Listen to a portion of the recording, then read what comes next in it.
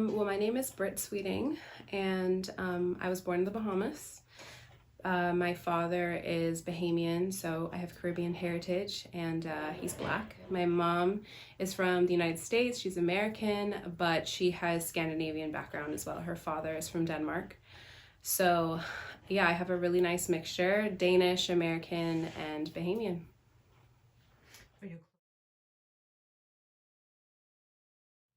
I mean, I don't remember ever being talked to in any type of way, like any negative way.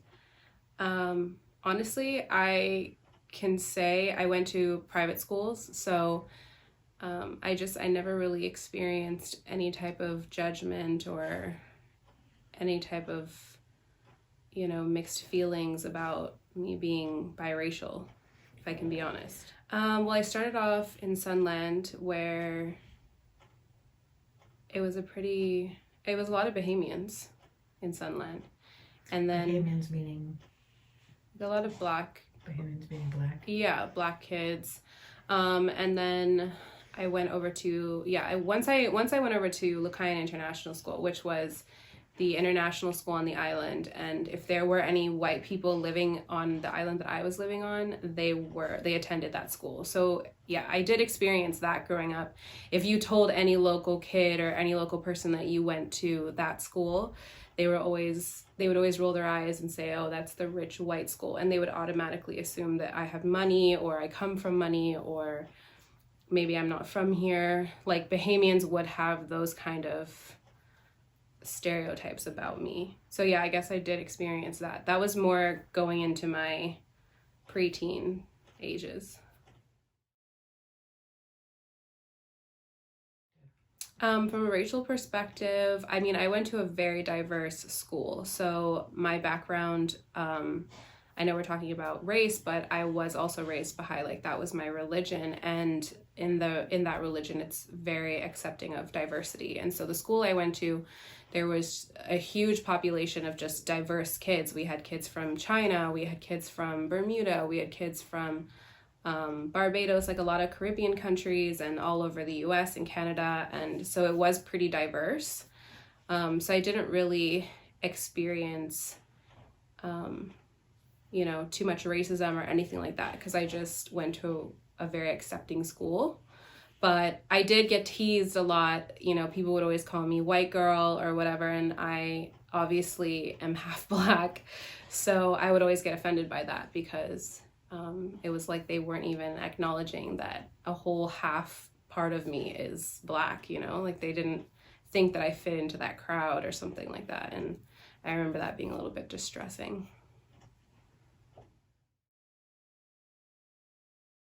Yourself? Yeah, well, I identify very strongly with both sides of myself, like I can be like a white girl, but I can also bring out like my Black girl side too, obviously my skin is lighter, but I have really curly hair. And so I always identified with both personally, but I did kind of struggle in which group to fit into, because there weren't a lot of mixed people like myself at my school. And so, I had friends that were just always hanging out with other white kids, like a white group of friends, and then I also had like a Black group of friends, and I was trying to navigate those two sides and see, okay, where do I fit in?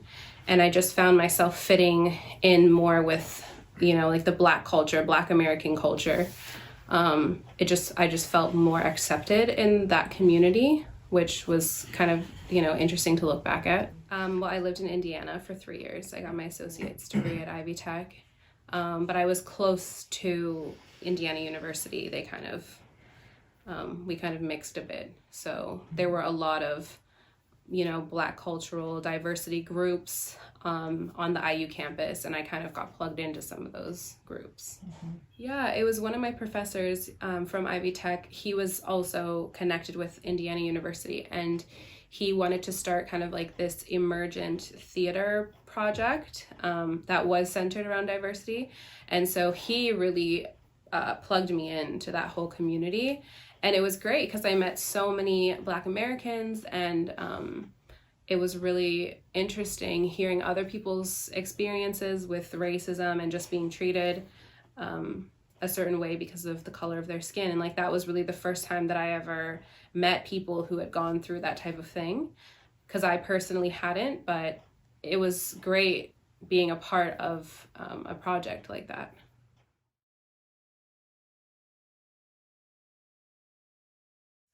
Well, I think in the same way that you identify yourself, maybe if you're not mixed, you identify yourself as white or you identify yourself as Black. I think mixed race people should be able to identify as what they are, which is mixed. Like, I have both of those characteristics, both of those heritages and cultures within myself. And why would I not want to identify with both of them and acknowledge both of them and respect both of them?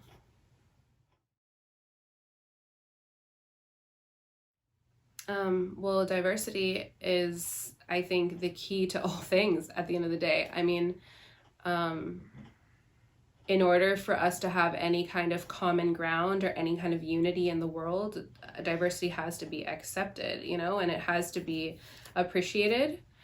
And so I think like the more that it is accepted and the more that the more that we do diversify ourselves, like whether it be couples, interracial couples, or, like different communities coming together, or politically, different cultures coming together, I think that's the only way that we can honestly achieve like true greatness in the whole world, But I do care about there being peace and unity in the world. And it's true. I feel like the only way to achieve that is by like fully embracing diversity.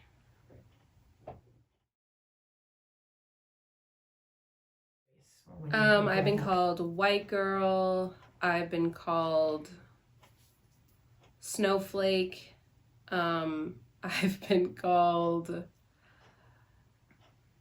white girl and snowflake. Really? Okay. That's what I'm saying. People here in the Bahamas, because it's mainly a Black population, and then how I'm so light-skinned, they just automatically assume that I'm white. Like, they will just put me in the white category, And so then everybody just calls me white girl. And I'm like, I'm not white. Like, I have both in me. Like, I'm mixed. The guys, when they're hollering at you, they'll call you mango skin or red bone. Yeah, I guess I've been called those things. Yeah, I've been called mango skin and red bone.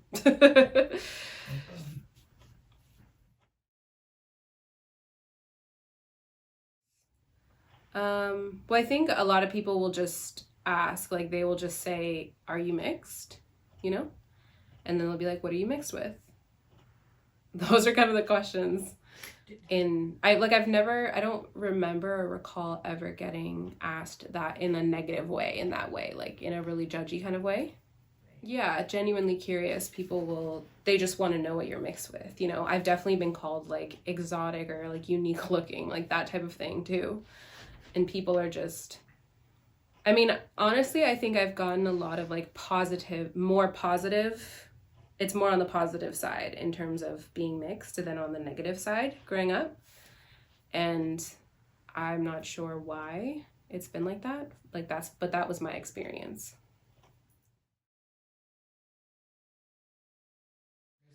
Well, I will say growing up, more in my younger years, going to international school in the Bahamas, I had a lot of white friends. And I remember it kind of not being cool to date a Black person. And I do remember that there was kind of this like negative stigma behind dating Black, like someone who was Black. Even though I didn't have that in my household, obviously my father's Black, but just being around all those white kids at the school, like you kind of just develop, it's kind of like these underlying things that aren't said, but you feel them, you know? And so I just never used to find Black men attractive. And I never used to even consider Black men like to date. I was always crushing on like the white boys, you know?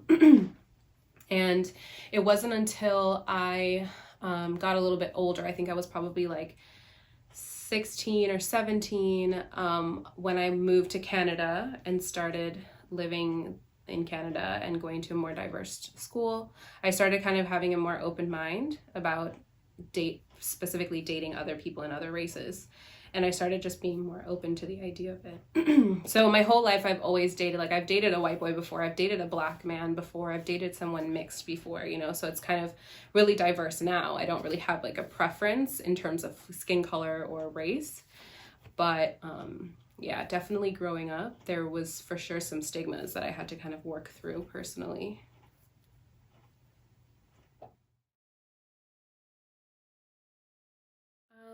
I don't know about the actual skin color or like being white or being Black, but I do remember very strongly that I just wanted to have straight hair so badly.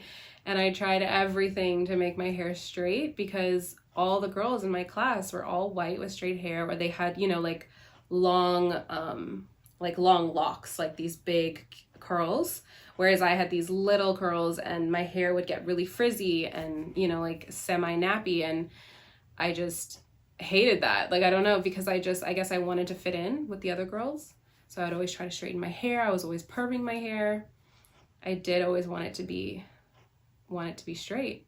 So it took me a while to come to terms with that and, you know, develop my own love for just who I am and my own hair and my own, like, just kind of embracing who I truly am. You know, it took me a while to come to terms with that, for sure. It wasn't until I was much older that I was like, you know what, my curly hair actually is beautiful and I love it. And, you know, I want to show off my curls. So yeah, I don't feel like I've reached like the era of myself, like the evolution of myself hasn't come to that point yet where I just want to like rock my natural hair out and about. Yeah, I haven't reached that point yet. No, you know, because even though I've come to terms with how I naturally am, I do find that when I take my braids out and I have my natural hair, like I almost don't, like I do like it and I do see it as beautiful, but I won't go out in public with my hair just out. You know, like I'll never do that. And my roommates are always, you know, trying to tell me that it looks beautiful and to do it. And for some reason in my head, like I just don't think that it looks good, or I feel very self-conscious when I have my hair out. And so that's probably, yeah, some deep identity stuff that I have to work on within myself. But I'm sure that it does stem from that childhood era of my life and wanting to have my hair straight all the time. I mean, these braids are like perfectly straight, so that's kind of a reflection of my childhood in a way. Yeah, I dyed my hair blonde, I dyed it blue, I dyed it red. You know, I was experimenting, but yeah, I always used to straighten it, especially in Canada. I used to straighten my hair all the time. I never used to really, I mean, I did used to rock my curls. I used to wear a fro, like it would be like a little blonde fro, but I also used to straighten it a lot too. So, yeah.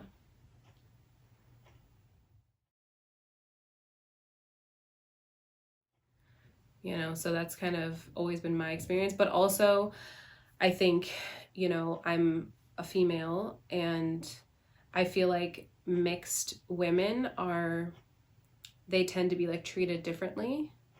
It's kind of like if you're white or lighter skinned, you're treated better in society than being darker skinned. Like that's just the reality, and I'm completely aware of that. And so just growing up as a mixed female and being more on the lighter side, like my experience was always more on the positive side versus the negative side.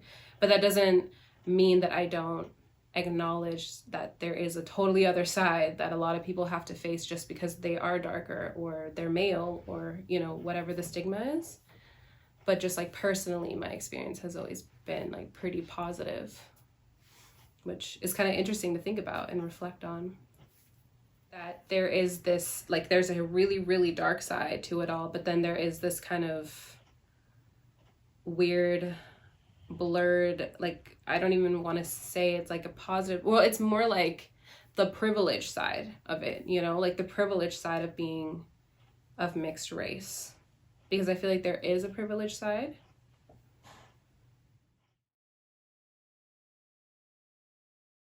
So this is my daughter, Britt.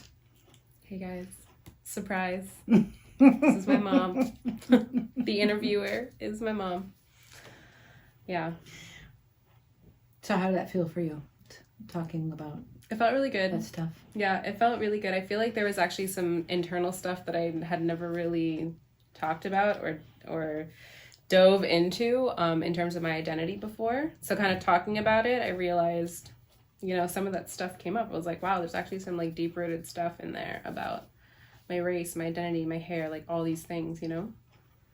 Mm-hmm. So does it feel like there's anything that you have to like work on, do some more work on now? Definitely with my hair. Like I need to learn to just completely embrace my natural curly hair when there's nothing done to it and it's just completely 100% natural. You know, I need to learn how to just rock the fro. Mm-hmm. You think so?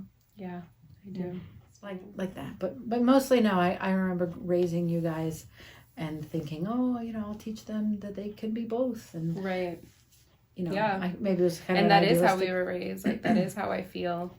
It'd be interesting to do an interview with your son, though, because he's had a whole different experience. And he's also a male. I feel like being a mixed male is different than being a mixed female.